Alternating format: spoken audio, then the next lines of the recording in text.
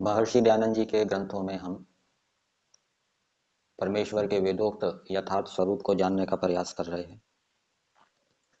ऋग्वेद आदि भाष्य भूमिका में वेद नित्यत्व विषय में परमेश्वर के विषय में महर्षि दयानंद जी लिखते हैं।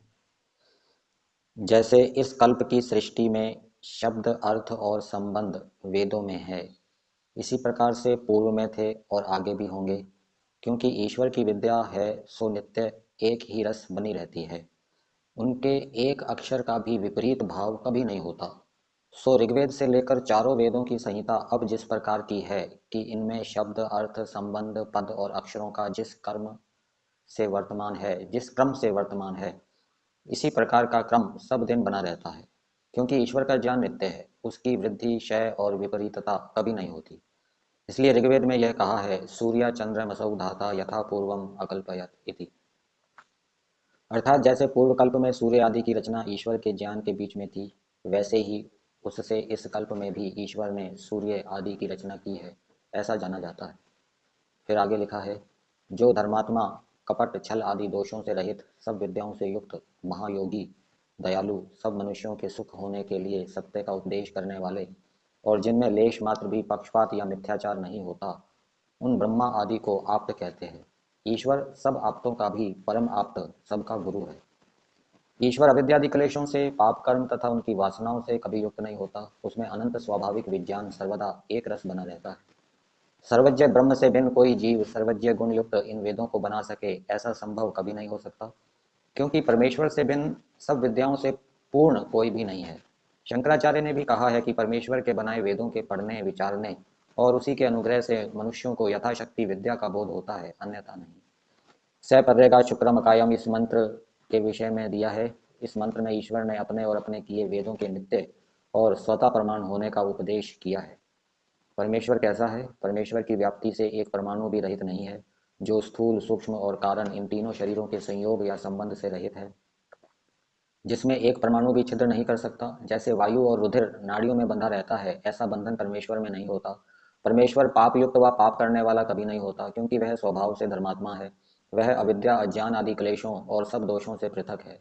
परमेश्वर निमित्त उपादान और साधारण इन तीन कारणों से रहित है, अर्थात वह कभी उत्पन्न नहीं होता। वह सबका पिता है, सबको उत्पन्न करने वाला है, किंतु उसका उत्पादक कोई नहीं है और अपने सामर्थ्य के साथ ही सदा वर्तमान रहता है। जब जब वह परमेश्वर सृष्टि को रचता है, तब तब प्रजा के हित के लिए सृष्टि के आदि में सब विद्याओं से युक्त वेदों का भी उपदेश करता है। और जब जब सृष्टि का प्रलय होता है, तब तब वेद उसके ज्ञान में सदा बने रहते हैं। जब ईश्वर में अनंत विद्या है, तभी मनुष्यों को विद्या का उपदेश भी किया है। और जो ईश्वर में अनंत विद्या ना होती, तो वह उपदेश कैसे कर सकता और वह जगत को भी कैसे रच सकता? जो मनुष्यों को ईश्वर अपनी विद्या का उपदेश ना करता, तो किसी मनुष्य को विद्या जो यथार्थ ज्ञान है सो कभी नहीं होता, क्योंकि इस जगत में निर्मूल का होना या बढ़ना सर्वथा संभव नहीं है। इससे यह जानना चाहिए कि परमेश्वर से वेद विद्या मूल को प्राप्त होकर मनुष्यों में विद्या रूप वृक्ष विस्तृत हुआ है। परमात्मा नित्य है, इसलिए उसके नाम गुण और कर्म भी नित्य है। जैसे जल पृथ्वी में प्रविष्ट होकर उसके कणों के संयोग से उसको पिंड रूप में कर देता है तथा उसका छेदन भी करता है, वैसे परमेश्वर का कोई संयोग व वियोग नहीं कर सकता। वह सब संयोग और वियोग से पृथक, सब में व्यापक, प्रकृति और परमाणु आदि से भी अत्यंत सूक्ष्म और चेतन है। इसी कारण से प्रकृति और परमाणु आदि के संयोग करके जगत को रच सकता है। जो ईश्वर उनसे स्थूल होता तो उनका ग्रहण और रचन कभी नहीं कर सकता, क्योंकि जो स्थूल पदार्थ होते हैं वे सूक्ष्म पदार्थों के नियम करने में समर्थ नहीं होते। जैसे हम लोग प्रकृति और परमाणु आदि के संयोग वियोग करने में समर्थ नहीं है, क्योंकि जो संयोग वियोग के भीतर है वह उसके संयोग वियोग करने में समर्थ नहीं हो सकता।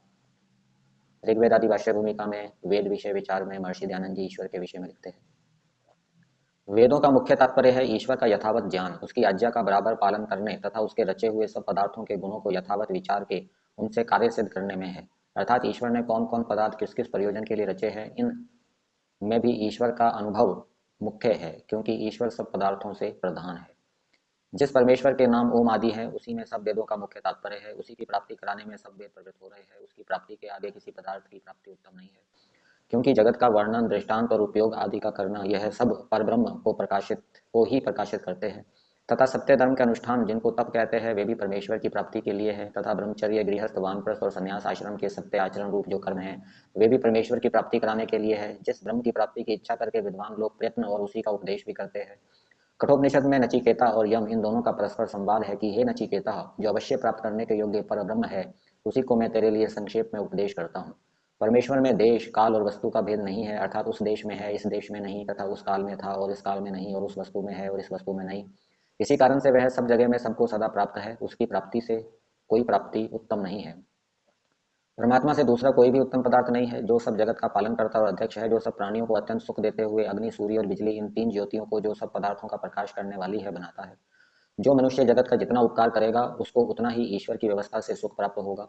परमात्मा के अनंत सामर्थ्य से आकाश, वायु, अग्नि, जल और पृथ्वी आदि तत्व उत्पन्न हुए हैं, और उनसे ही शरीर आदि क्रम से उत्पन्न होकर ईश्वर के अनंत सामर्थ्य से ही जीवन और प्रलय को प्राप्त होते हैं। जल, वायु, औषधि आदि की शुद्धि करने में एक प्रयत्न ईश्वर का है। ईश्वर ने अग्नि रूप सूर्य और सुगंध रूप पुष्प आदि पदार्थों को उत्पन्न किया है। यह सूर्य निरंतर सब जगत के रसों को ऊपर खींचता है, और जो पुष्प आदि का सुगंध है वह भी दुर्गंध का निवारण करता रहता है। जलवायु आदि में जो दुर्गंध युक्त परमाणु होते हैं, यह दोष ईश्वर की सृष्टि या रचना से नहीं, किंतु मनुष्यों ही की सृष्टि से होता है। इस कारण से उसका निवारण करना भी मनुष्यों ही को उचित है। जैसे ईश्वर ने सत्य भाषण आदि धर्म व्यवहार करने की आज्ञा दी है, मिथ्या भाषण आदि की नहीं। जो इस आज्ञा से उल्टा काम करता है वह अत्यंत पापी होता है, और ईश्वर की न्याय व्यवस्था से उसको क्लेश भी होता है। वैसे ही ईश्वर ने मनुष्यों को यज्ञ करने की आज्ञा दी है, उसको जो नहीं करता वह भी पापी होकर दुख का भागी होता है।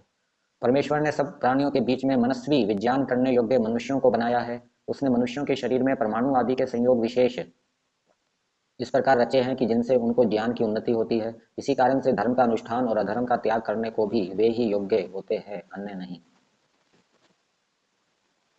सब कर्मों के आदि में ईश्वर की प्रार्थना करनी चाहिए, अथवा ईश्वर की प्रार्थना पूर्वक ही सब कर्मों का आरंभ करना चाहिए, यह उपदेश है। ईश्वर का वचन वेद से जो सत्य प्रयोजन सिद्ध होता है वह अन्य के वचन से कभी नहीं हो सकता, क्योंकि जैसा ईश्वर का वचन सर्वदा सर्वथा भ्रांति रहित सत्य होता है, वैसे अन्य का नहीं। इसलिए वेद मंत्रों से यज्ञ करना चाहिए। जो जो गुण जिस जिस पदार्थ में ईश्वर ने रचे हैं, उन उन गुणों का लेख उपदेश आदि करना, इसको स्तुति कहते हैं। सब व्यवहार में उपयोगी देवताओं के बीच में परमात्मा ही मुख्य देवता है। सर्वशक्तिमान आदि विशेषण वाला होने से परमात्मा के सामने अन्य किसी का देवतापन गणना करने योग्य नहीं हो सकता। परमात्मा ही प्रत्येक देव का सर्वस्व है, अर्थात अद्वितीय परमेश्वर के ही प्रकाश धारण उत्पादन करने से सब व्यवहार के देव प्रकाशित हो रहे हैं। इनका जन्म कर्म ईश्वर के सामर्थ्य से होता है। परमात्मा से उत्तम कोई वस्तु नहीं है। परमेश्वर ने जिस जिस में जितना जितना गुण रखा है, उतना उतना ही उन द्रव्यों में देवपन है, अधिक नहीं। जो सब जगत का कर्ता, सर्वशक्तिमान, सबका इष्ट, सबको उपासना के योग्य, सबका धारण करने वाला, सब में व्यापक और सबका कारण है, जिसका आदि अंत नहीं, और जो सच्चिदानंद स्वरूप है, जिसका जन्म कभी नहीं होता और जो कभी अन्याय नहीं करता, इत्यादि विशेषणों से वेद आदि शास्त्रों में जिसका प्रतिपादन किया है, उसी को इष्ट देव मानना चाहिए। और जो कोई इससे भिन्न को इष्ट देव मानता है, उसको अनार्य अर्थात अनाड़ी कहना चाहिए। जो वेदोक्त मार्ग का पारायण करने वाले आर्य हुए हैं और होंगे, उन्होंने हमेशा इस परमेश्वर की ही उपासना की, करते हैं और करेंगे। ईश्वर से भिन्न को इष्ट मानने और उसकी उपासना करने से मनुष्यों में अनार्यपना ही सिद्ध होता है। परमेश्वर जो सबका आत्मा है, सब मनुष्यों को उसी की उपासना करनी उचित है। इसमें जो कोई कहे कि परमेश्वर को छोड़ के दूसरे में भी ईश्वर बुद्धि से प्रेम भक्ति करनी चाहिए, तो उससे कहे कि तू सदा दुखी होकर रोदन करेगा, क्योंकि जो ईश्वर की उपासना करता है वह सदा आनंद में ही रहता है, और जो दूसरे में ईश्वर बुद्धि करके उपासना करता है वह कुछ भी नहीं जानता, इसलिए वह विद्वानों के बीच में पशु अर्थात गधा के समान है। इससे यह निश्चय हुआ कि आर्य लोग सब दिन से एक परमेश्वर ही की उपासना करते आए हैं। वसु, रुद्र आदि देवता परमेश्वर के ही प्रकाश से प्रकाशित हुए हैं होते हैं, अर्थात उसी की व्यापकता और रचना से दिव्य गुण वाले हुए हैं, और परमेश्वर देव तो अपने ही प्रकाश से सदा प्रकाशित हो रहा है, इसलिए इससे वही सबका पूज्य देव है। परमेश्वर में तो सर्वशक्तिमत्वादि सब गुण अनंत हैं, इससे पूज्य देव एक वही है। परमेश्वर ने आंख में देखने का सामर्थ्य रखा है, इसलिए आंखों वाला देखता है, अंधा नहीं, ऐसा लोक में व्यवहार है। अग्नि ही पूर्वे भी ऋषि भी इड्यो, ये ऋग्वेद का मंत्र है। इस मंत्र में वेदों के कर्ता त्रिकालदर्शी ईश्वर ने भूत भविष्य वर्तमान तीनों कालों के व्यवहारों को यथावत जान के कहा है कि भूत भविष्य और वर्तमान काल के मंत्र दृष्टा ऋषियों के द्वारा मंत्रों और तर्कों के माध्यम से मेरी स्तुति की गई, कर रहे हैं और करेंगे। और इस मंत्र में यह भी कहा है कि वेदों को पढ़कर जो विद्वान हो चुके हैं व जो पढ़ते हैं, वे प्राचीन और नवीन ऋषि लोग मेरी स्तुति करें। ऋषि नाम मंत्र प्राण और तर्क का भी है, इससे ही मेरी स्तुति करनी योग्य है। इसी अपेक्षा से ईश्वर ने इस मंत्र का प्रयोग किया है। ईश्वर ने वेदों का व्याख्यान भी वेदों से ही कर रखा है, क्योंकि उनके शब्द धात्वर्थ के साथ योग रखते हैं। ये कुछ बातें ईश्वर के विषय में वेद विषय विचार में महर्षि दयानंद जी ने ऋग्वेद आदि भाष्य भूमिका में लिखी है।